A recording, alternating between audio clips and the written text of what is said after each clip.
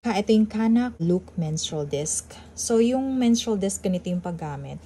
So, pinch nyo lang siya in the middle. And then, insert nyo. And then, i-push nyo lang siya.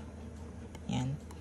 Tapos, makikita nyo, ito yung cervix natin. Yan. Diyan lumalabas yung dugo. And then, nasasalo niya yung dugo from there. So, that's the way for menstrual disc to protect you from leak. So, yung ibang anatomy kasi, kung mas okay naman yung anatomy nyo, suitable talaga yung menstrual disc. Kasi, nasasalon niya talaga yung blood coming out of the cervix. Ang magiging issue lang, kapag itong cervix nyo, sobrang baba niya dito. So, walang way for the menstrual disc to be inserted. Halimbawa, for example, yung cervix nyo nakaharang dito. Or nakatilt pa ganun dito sa V-wall nyo. Mahaharangan niya, tatamaan yung cervix nyo kapag in-insert yung menstrual disc. So, yun lang magiging issue kapag yung anatomy nyo hindi suited. Pero, sobrang dali lang gamitin ng menstrual disc. That's the way it will protect you from leak.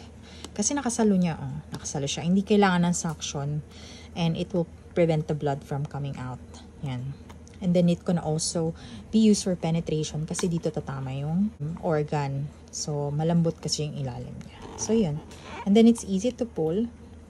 Usually lang kasi yung iba, nagmamadali. Dahan-dahan lang talaga para hindi kayo maging messy yung removal. Tapos yan, ganyan. Then you can dump it in. So yan.